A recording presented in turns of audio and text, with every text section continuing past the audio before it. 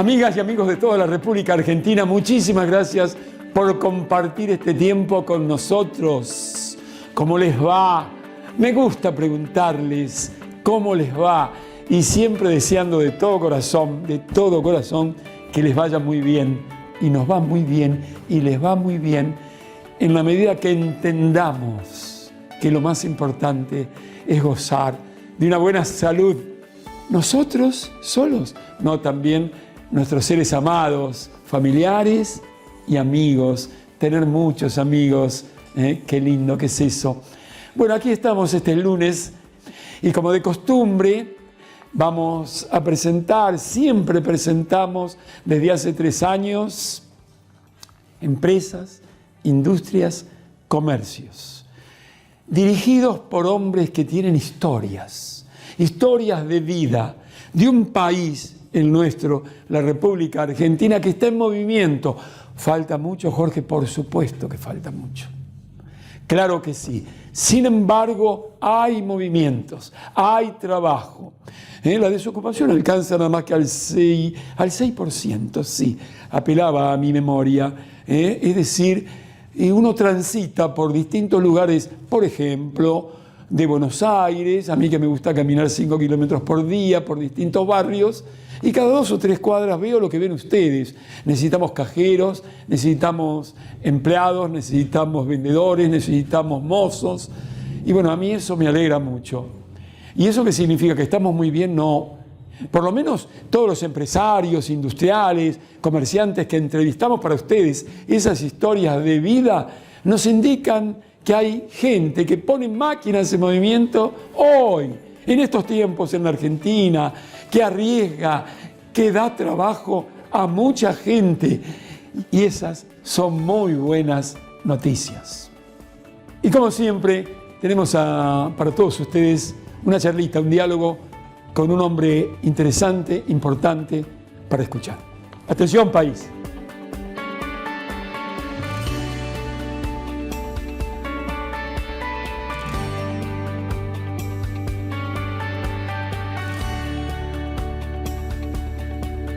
Muchísimas gracias, Rubén, por prestarte a esta charla, a este diálogo. Prestigioso profesional argentino, colega, que tenés una vida muy rica, que sos muy culto. ¿Cómo estás, Rubén? Muy, pero muy bien. Y me siento realmente muy reconfortado con esta posibilidad de que me entrevistes. Muy privilegiado.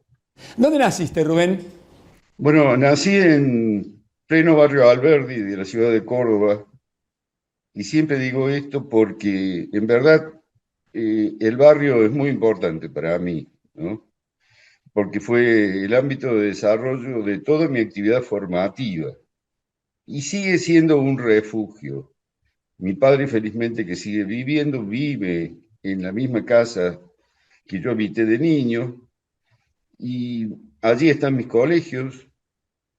La Escuela Nacional Normal de Profesores Alejandro Carbó, el primario, una prestigiosa escuela, y la Escuela Superior de Comercio Manuel Belgrano, y allí está el estadio de mi querido Club Atlético Belgrano también. Mira. Aunque bueno, en el barrio tenemos que reconocer que es un club de fútbol, ¿no?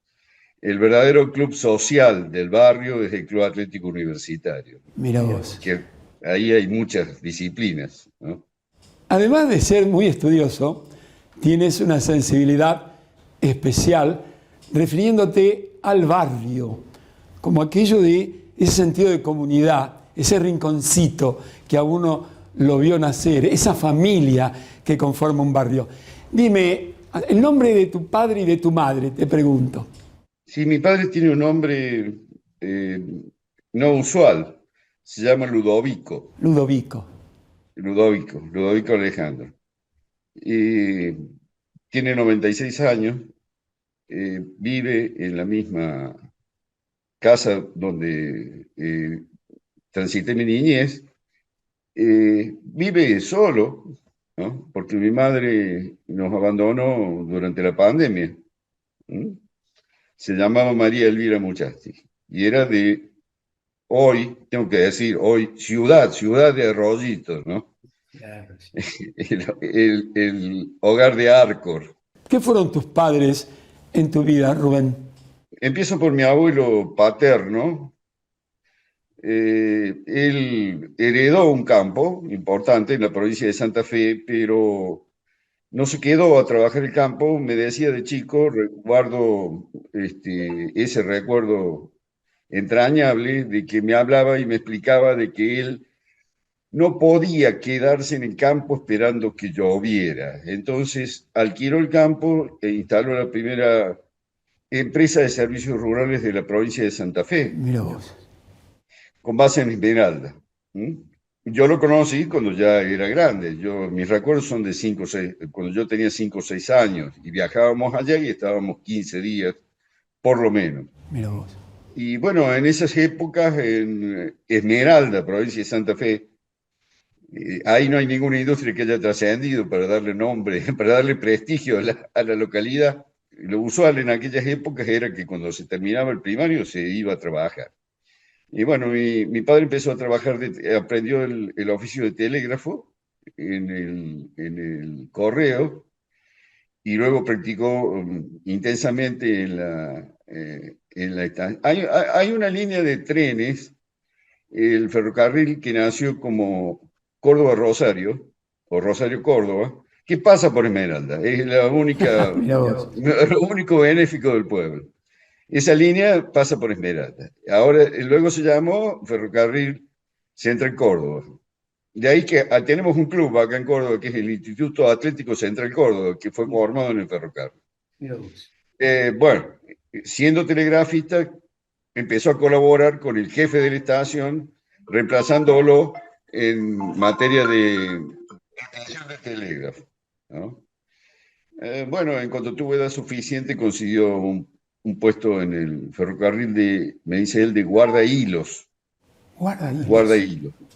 Sí, el guardahilos era una persona que con una bicicleta se iba en un sentido y otro de los hilos del telégrafo, cuidando fundamentalmente que los horneros no... volteando los nidos de los horneros, porque, claro, eso dificultaba la transmisión de datos, ¿no? Iba en un sentido e iba en otro, 5 kilómetros por un lado, 5 kilómetros para el otro, donde hubiera una estación, se hacía firmar el parte de que había pasado por ese lugar y volvía. Hasta que pudo obtener un puesto ya de mayor porte en el ferrocarril, en Arroyito, el mismo ferrocarril, el ferrocarril Central Córdoba, en la localidad de Arroyito, pero allí pasaba el ferrocarril, y estuvo allí hasta que resolvió renunciar. Tuvo 2 años en Arroyito, allí conoció a la que iba a ser mi madre. Pero llegó a Arroyito como jefe de despacho de cargas, ¿no? Ya un puesto importante. Pero bueno, no se produjo la nacionalización de los ferrocarriles y el presidente Perón le dio la administración de los ferrocarriles al gremio, a los ferroviarios. Y bueno, luce como que no era gente preparada, la carga disminuyó, el pasaje disminuyó y la carga disminuyó a tal extremo que mi padre se sentía sin trabajo, me dice. Mira vos. Era muy estudioso, había desarrollado un curso de diseñador, de dibujante, y entonces se vino a Córdoba para hacer algo que no se hacía en ese entonces, que era hacer diseños para las mueblerías. Generalmente el mueblero en esa época armaba los muebles sin ningún plano, sin ningún croquis, sin ninguna...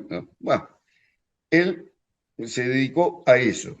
Le pareció que ahí encontró un nicho, digamos así, para hacer algo. Y le fue muy bien, se fue perfeccionando de manera que en cuanto se desarrolló, otra vez volvemos a Perón.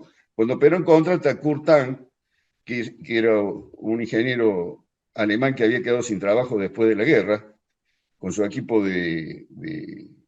también de ingenieros, ¿no? Lo contrata para la fabricación de un avión, el Pulqui 2, ¿no? Inmediatamente seleccionan a todo tipo de diseñador o dibujante que hubiera en Córdoba, ¿no? El desarrollo de un avión es una cosa muy complicada y lo era mucho más en aquella época. Nada menos. Él siempre manifiesta un gran agradecimiento al grupo de este alemán y sus 6 compañeros, 6 ingenieros que formaron el equipo, porque aprendió tanto como nunca en su vida. Mira vos. Yo recuerdo de haber tenido 4 o 5 años, se instaló en Córdoba en el proceso de industrialización que llevó adelante el Brigadier San Martín, ¿no? Se instaló ICA, Industria Kaiser Argentina, a fabricar automóviles. ICA barrió con todos los ingenieros de la fábrica militar de aviones. Los tomó todos y les triplicó el sueldo a todos. Recuerdo el día que cambió de trabajo mi padre, lo tengo muy presente, que llegó a casa con un par de sidras, porque en esa época era la bebida con la cual se festejaba. Bueno, estaba ganando 10, pasó a ganar 30, ¿eh? Con una posibilidad de desarrollo enorme. Bueno, después él terminó, se jubiló en ICA Renault y después en Renault como jefe del departamento de diseño de herramientas y matrices. Tenía a su cargo algo así como 20 o 30 ingenieros mecánicos cuando se jubiló. Rubén. Sin tener ningún título, ¿no? Mirá vos, pero bueno, era un creativo, ingenioso, agudizado en ingenio. Muy estudioso, muy prolijo, ¿no? ¿Tu abuelo de qué nacionalidad era, Rubén? Él era italiano, del Piamonte. Piamonte. De la parte del Piamonte. Que nos dieron ejemplos de laboriosidad y de familia, ¿no? Yo lo conocí ya cuando ya era viejo, ¿no es cierto? Pero él mantenía su mueblería, él tenía su mueblería para hacer trabajo de mueblería, tenía su quinta, tenía diversas actividades.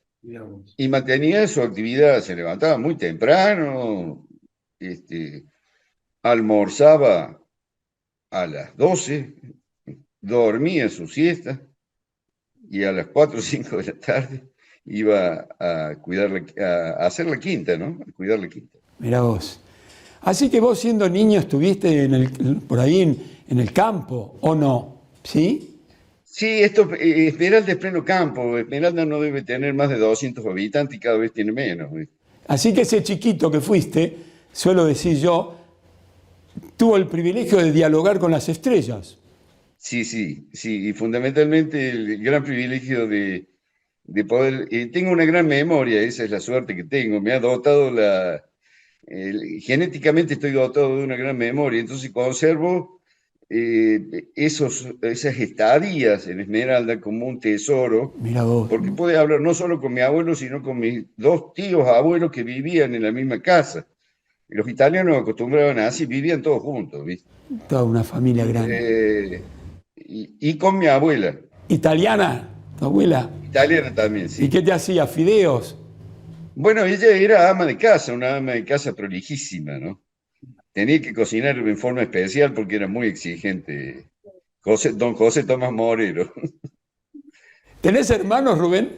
Sí, tengo una hermana mayor, 2 años mayor que yo, y tengo un hermano 7 años menor. Te imagino un hombre hiperactivo, además de culto y estudioso, y por lo tanto creo que debes tener un sostén que es el amor de tu vida, tu esposa. ¿Cómo se llama ella? Se llama Graciela Teresa. Su apellido en origen es Miglio. Miglio. Pero fue deformado cuando ingresó su abuelo, también italiano, y le pusieron Emilio. Mira vos. Cuando ingresó, transformaron Miglio en Emilio. Era Miglio y terminó siendo Emilio.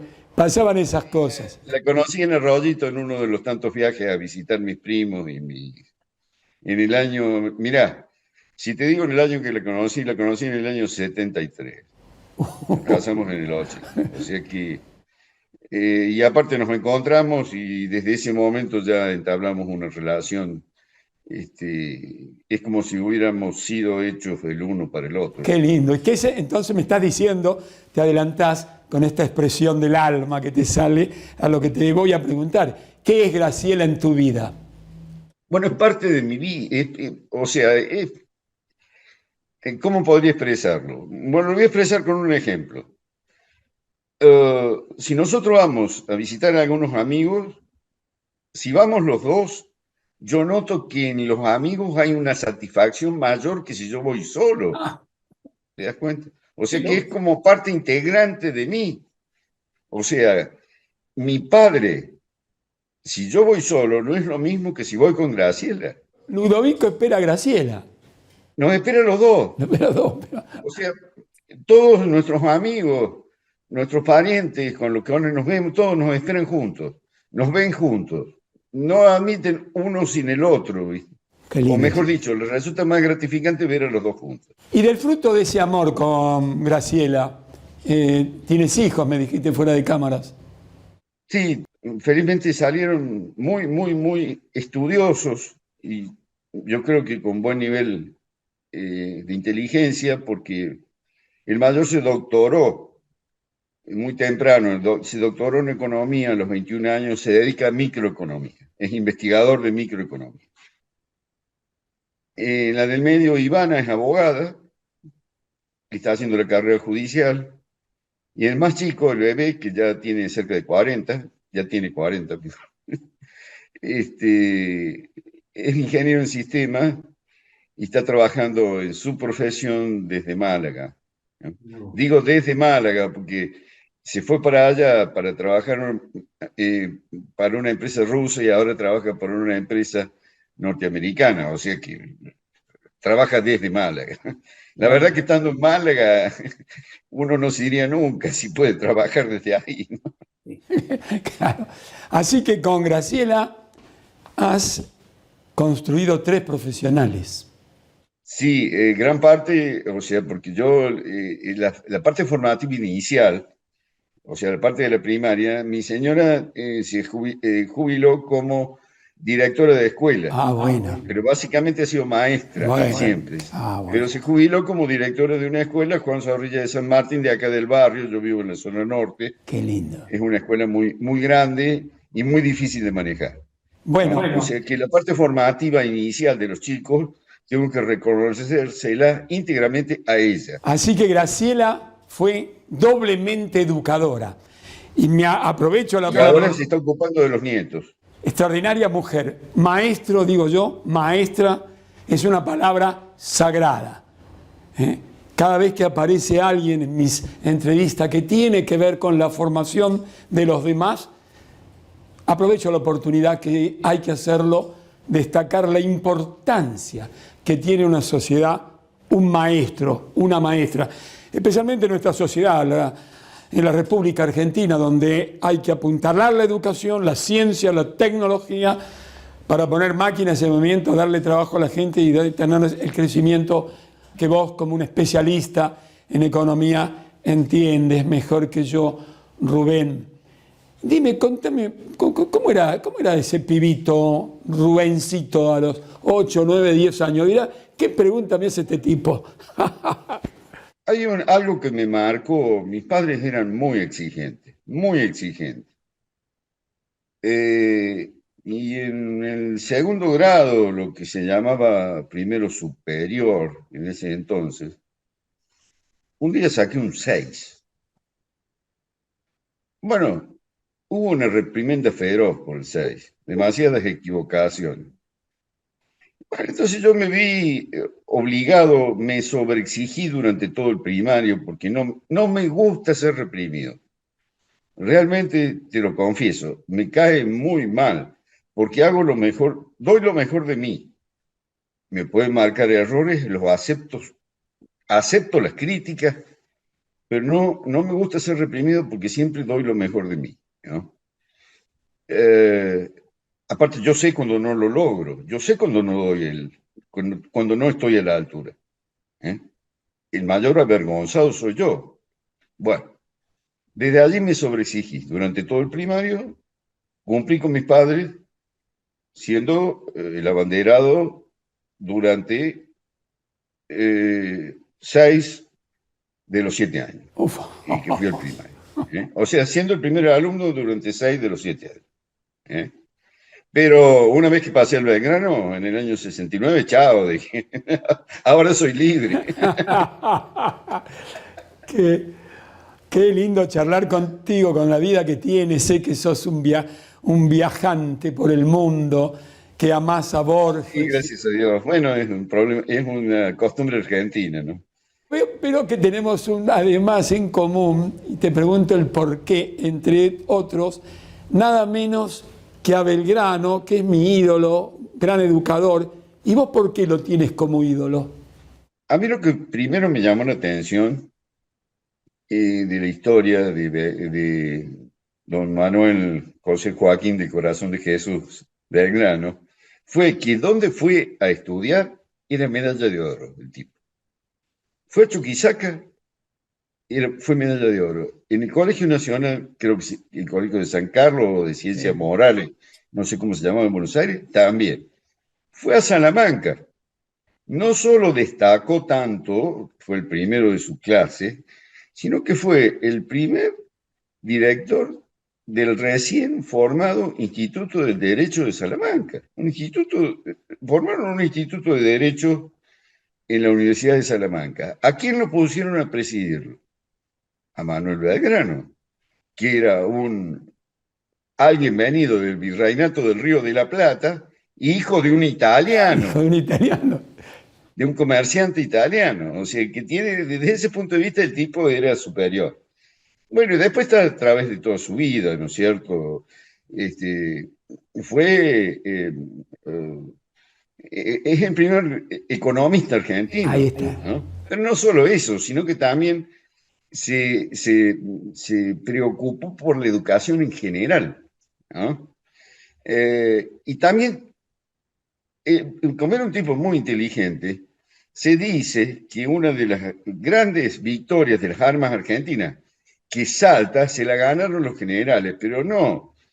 Yo he estudiado a fondo y puedo decir que la ganó él, ¿no? Está bien, tenía un sableador espectacular, único, como Juan Galo de Lavalle. Con una carga de caballería de Juan Lavalle, cualquiera ganaba una batalla, ¿no es cierto? Bueno, pero había que tenerlo Lavalle, ¿no? Para que no cargara a destiempo, ¿no? Rubén, sos Aparte de una persona honesta, ¿viste? honesta, que hablaste de la educación, fue uno de los primeros que habló de la educación de la mujer, en la postrimería del siglo XVIII, un hombre extraordinario. Y veo que además la historia, que es la literatura, que fuiste un chico muy estudioso, que sos muy estudioso, que sos muy respetado y que sos más que un contador, vas guiando a la gente que confía. La palabra confianza, ¿no? Contame un poquito esa historia, cómo es tu comportamiento, qué volcás vos, de todo, además de tus conocimientos contables, económicos. El contador público o es full time o no es contador público. Tenemos una ventaja. Son tan complejos el manejo de las sociedades que en las empresas medianas el contador público es indispensable. Es tan intrincada la cuestión tributaria. ¿Sí? Ahora es intrincado el cierre de los balances con triples ajustes. ¿Para qué te voy a meter en cuestiones técnicas? La parte laboral, siempre con alguna complicación. No hay día que no tengamos alguna normativa para aplicar novedosa. Bueno, de manera que hay que estar dedicado en forma permanente. Y quizás eso es lo que hace que finalmente, porque uno enfoca una variedad de temas en el asesoramiento. Y bueno, se trata de ganar 4-3 o 5-3, ¿no? No se pueden resolver todos los problemas con un grado de certeza óptima, ¿no es cierto? O sea, hay siempre una suerte de aproximación en la resolución de los problemas a lo mejor, al óptimo. Al óptimo. Nosotros en economía usamos mucho la palabra óptimo. El óptimo no existe, es una utopía, ¿no? El óptimo es una situación ideal que no existe. Bueno, hay que tender al óptimo. Pero lo que fundamentalmente valoran los clientes es que uno se ocupe de su problema. Y que se ocupe en el momento en que ellos lo necesiten. A través de esa actividad uno se ve gratificado ¿con qué? Con confianza. La confianza que dispensa a un cliente es lo más valioso que uno tiene. lo más valioso que uno tiene como profesional. ¿Mm? Porque eso hace que cuando haya una omisión, bueno, como dice un cliente mío, vos tenés galones, ya dice, así que quédate tranquilo. Mira, me olvidé de esto. Bueno, quédate tranquilo, Rubén, ya vos tenés galones. Ya tenés los galones Qué ganados. bueno. El contador es como cuando uno se va a confesar. El contador conoce toda tu vida. Sí, debe conocerla para poder ser más certero, para poder ser más eficiente. Me pasa que muchas veces no confiesan una parte. Además de ser un asesor, te supongo, muy importante, pocas veces me encuentro con un profesional de contador y de la economía con tu cultura, ¿no? Que además tiene también la pasión que le dan sus conocimientos de la literatura para escribir, porque escribís en un medio, ¿no? ¿Cómo es eso? Escribir he escrito siempre, ¿no? Esa es la cuestión. No por el placer de escribir, sino por necesidad de escribir. Ah, mira vos. La relación con los fiscos, con las entidades de control, es epistolar, es escrita. Por la web, y en una época era escrita en papel, ¿no es cierto? O sea que la redacción es un aspecto importantísimo en la función de contador público. Y he escrito mucho para revistas especializadas. ¿Mm? Y con relación a a la lectura de columnas periodísticas, he sido siempre un empedernido lector de columnas periodísticas. Ese ensayo breve que representa la columna para mí no tiene secretos. ¿Por qué? Te voy a contar, en la época del diario papel, ¿m? Un domingo cualquiera del año, digamos, 85. Bueno, en mi casa estaba La Voz del Interior, que es el diario local, Clarín y La Nación. ¿M?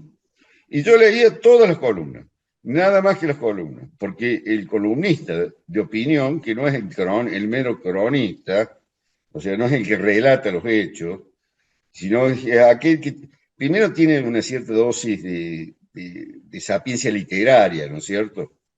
Tiene una cultura más amplia, ¿m? Y después tiene opinión, ¿m? Pero también relata los hechos, no es que deje de relatar los hechos. ¿M? Yo te puedo nombrar columnistas de toda esa época, ¿no? De toda mi vida. Pero dentro de los columnistas más, quien conoce, la persona que más he apreciado como columnista se llama Paul Johnson, murió a principios de este año, cuando amanecí este año. Es un británico católico, ¿m? Que tiene varios libros, es historiador, pero debe tener escritas cientos de columnas, fue columnista toda su vida. ¿M? Entonces, digamos, el género literario o periodístico que a mí me apasiona, y especialmente la columna libre. Y digamos, como yo valoro mucho el columnista que sabe sobre lo que escribe, digamos que empecé en el 2017 a publicar. ¿Por qué? Porque me sentí maduro, preparado, con conocimientos suficientes como para describir algo, ¿no? Describirlo con, con cierta decencia, digamos, literaria, para decirlo de alguna forma, y con una opinión. De manera que quien lea encuentre algo que no conocía y que le gratifica conocer, ese es el objeto de la columna, ¿no? No puedo dejar de preguntarte entre tantas cosas, Rubén, tu opinión y también tu consejo sobre los mercados en nuestro país y en el mundo. Felizmente, digo felizmente porque me ha dado mucha satisfacción el conocimiento y también alguna satisfacción económica estar vinculado a los mercados financieros, o sea, a los mercados de títulos valores, desde muy joven. Eh, ¿En qué me ha contribuido o en qué contribuye que un contador público esté vinculado a los mercados? Siempre traigo la frase de Raymond Dalio, que fue un inversor brillante, que a los 22 años era empleado en una casa de corretaje en Nueva York y de pronto escucha, creo que fue un viernes, que Richard Nixon decreta la inconvertibilidad del dólar. Algo nuevo para cualquier norteamericano, algo que no se... Él pensó que llegaba el otro día a la oficina, que los mercados abrían y todo se derrumbaba, porque era algo imprevisto. O lo que había decretado Nixon era una devaluación del dólar, con lo cual los precios saltaron por los aires. Entonces, lo que él termina sacando como conclusión es la conclusión que yo quiero llegar, que en los mercados nunca se tiene suficiente experiencia. Siempre hay que estar previendo, siempre hay alguna reacción nueva, ¿sí? Y hay que adaptarse, ¿eh? Entonces eso genera una capacidad de adaptación, operar en los mercados, que no te lo da otro tipo de actividad. Al margen de eso, los mercados financieros es el lugar natural, no acá en Argentina, acá no se usa, es el lugar natural de financiamiento de las empresas y es el lugar natural de la inversión, del ahorro de las personas físicas, de las personas normales. He tratado de hacer un resumen. ¿Cuál sería, si querés, darle un mensaje a los jóvenes profesionales de las ciencias económicas? Yo le daría el mensaje que me dio el doctor Domingo Felipe Cavallo cuando en 6º año de la universidad. Un contador no puede no dominar algo de macroeconomía, tiene que tener los conceptos básicos. No puede asesorar tributariamente si no sabe qué está sucediendo con la macroeconomía. Y para eso hay que tener conceptos básicos muy bien aprendidos, como ser, perdóname que use estos términos, a lo mejor, tipo de cambio real. Hay que saber bien qué es lo que es tipo de cambio real. En nuestro país hay que saber cómo se desarrolla, en un país europeo, cómo se desarrolla el ciclo ganadero. ¿Cuáles son las características específicas del ciclo ganadero? Hay que saberlo. Influye sobre todo. El precio de la carne influye sobre todo. Saber leer el balance del Banco Central. Saber los conceptos básicos de los agregados monetarios. Son cosas básicas, el primer consejo que le daría. El segundo es que si se va a dedicar a la profesión liberal, sí, es libre, ¿no? Es libre. Pero si se va a dedicar a la profesión liberal, que se dedique de lleno. Las otras tareas son, como es en el caso mío de la actividad periodística, son una suerte de hobby. Lo hago con toda la profesionalidad que puedo, pero tengo claro que lo central es ser contador público. Y el contador público es full time. Y el día que uno no tenga ganas ni energía, hay que presentarse a los clientes y decirle que va a dejar de trabajar. No continuar, como han continuado algunos colegas, semi-asistiendo a la gente. No, eso no es lo correcto para una vida. Esto que acabas de decir tiene que ver, de pronto no lo interpreto bien, con que si has dejado de tener pasión por lo que haces, no lo hagas más. Totalmente de acuerdo, Jorge, pero te quiero decir que uno puede conservar la pasión, pero puede no acompañarte la fuerza física. Ah, bueno. Porque tenés que tener la mente en muy buenas condiciones, o sea, tenés que razonar rápido, darte cuenta de la cosa rápido, mantener la mente entrenada, estudiar, mantenerte en actividad, mantenerte bien físicamente, en todo sentido. Ah, ¿no? Muy bien, bien. Ya que me dices eso, me das la oportunidad de pecar de reiterativo, ya que sé la edad que tienes, eh, aquello que dijo Rita Levi Montalcini, premio Nobel de Medicina, experta en neurología, que vivió 103 años, casi como tu familia, que trabajó hasta los 102, que a los 95 años iba 4 horas al laboratorio y 4 horas a la facultad, y que en la entrevista, yo no pude entrevistarla, yo entrevisté a la prima, Eugenia Sacerdote Luste, en Argentina, que iba, experta en cáncer, que iba al ROFO en colectivo, ¿no? Bueno, Rita Levi Montalcini, premio Nobel de Medicina, experta en neurología italiana, le concede una entrevista, una charlita, como lo estás haciendo vos conmigo, que me permitís este diálogo, a una joven periodista de 35 años. La chica le pregunta: ¿qué harías si tuviese 20 años? Se la quiso comer Rubén y le dijo: lo estoy haciendo, señorita, escuche bien, el cerebro, si se usa, no muere jamás. ¿Lo entendió? Te agradezco la anécdota, que me cuentes la anécdota, me es muy útil, me es muy útil. Lo hago porque sos tan activo, sos tan culto, abarcás tantas cosas, querés hacer tantas cosas, que te pregunto, ¿cuáles son tus proyectos? Siempre estamos en proceso de formación de gente.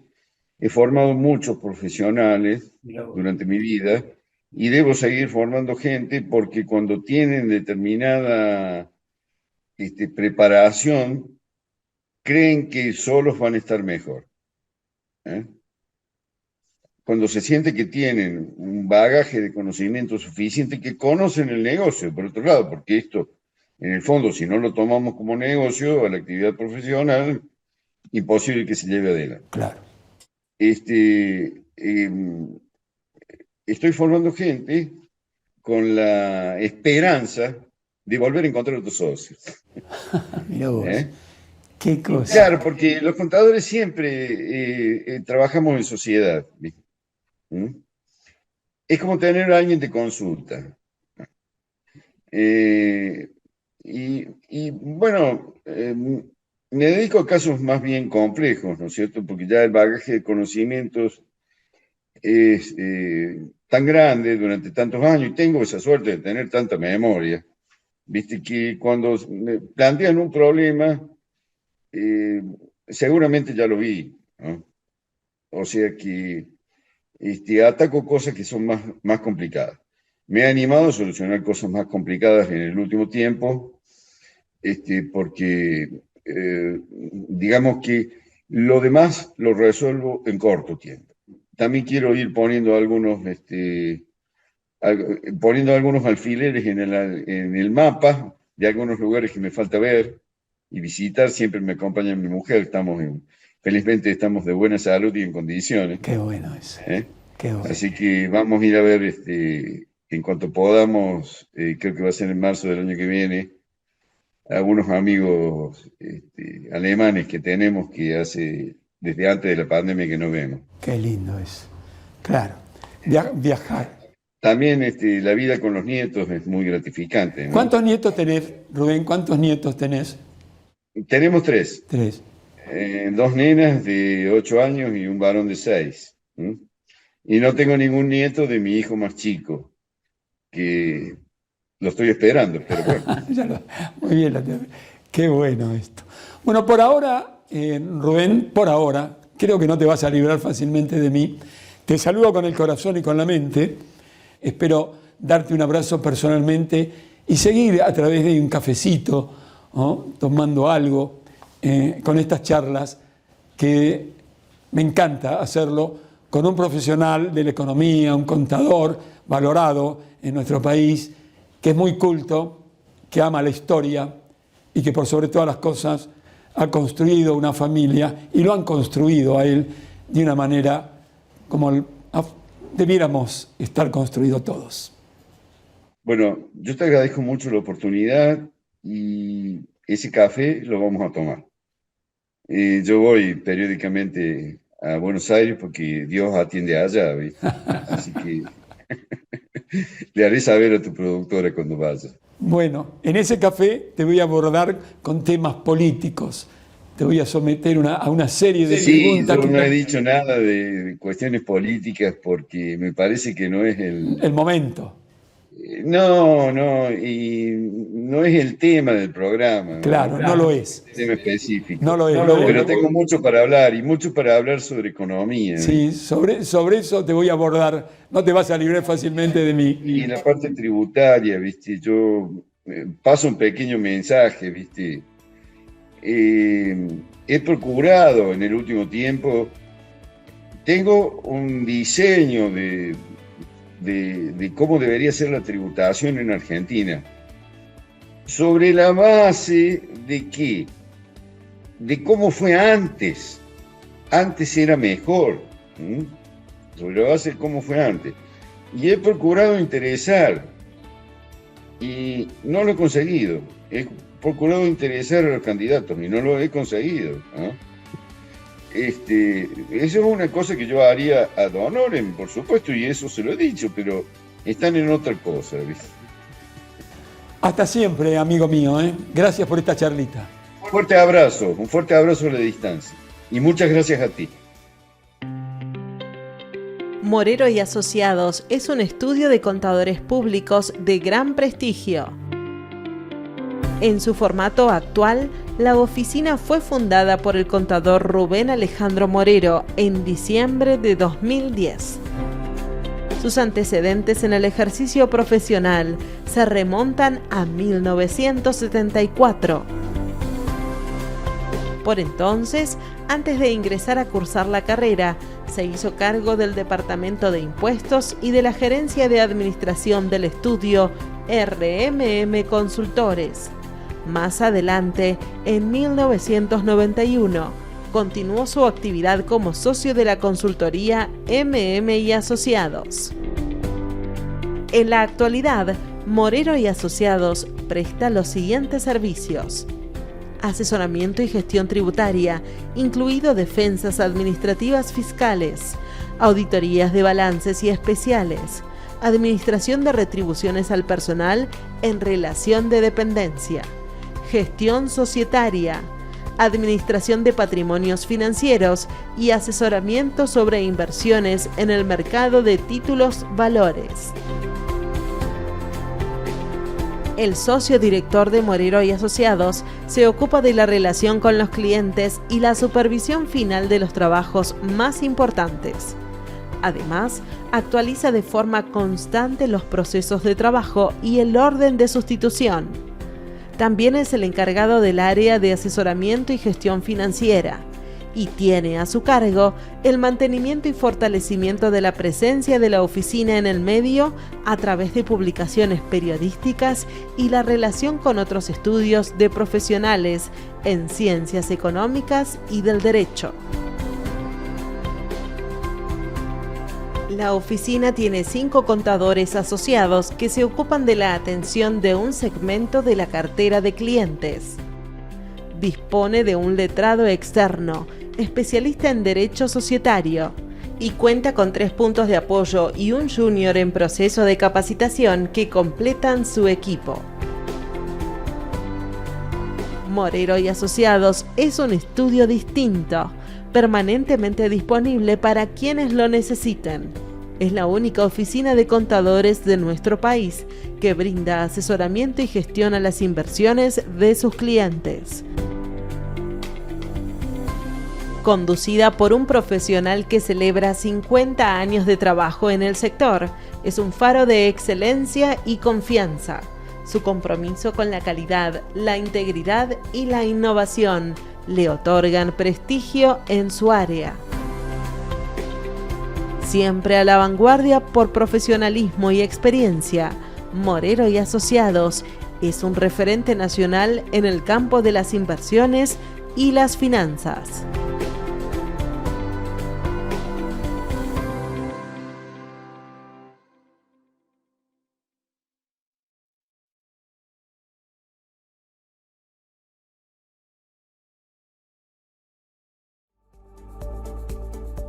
En los mercados financieros, el cambio es una constante y requiere que los operadores se adapten rápida y permanentemente a ellos. Allí reside la ventaja que distingue al estudio Morero y Asociados. Es una consultora que se acomoda a las nuevas circunstancias velozmente en todas las áreas. Con 50 años de experiencia, el contador Rubén Alejandro Morero, junto a su estudio, ofrecen una gama de servicios propios de los contadores públicos y le agregan su experiencia en la administración de patrimonios financieros. Morero y Asociados, donde la pericia y la búsqueda de la perfección se unen para los grandes logros empresariales. Desde Star Plastic felicitamos al contador Rubén Alejandro Morero por sus 50 años de trabajo dedicados a su profesión. Star Plastic, somos líderes en la fabricación de plásticos por soplado.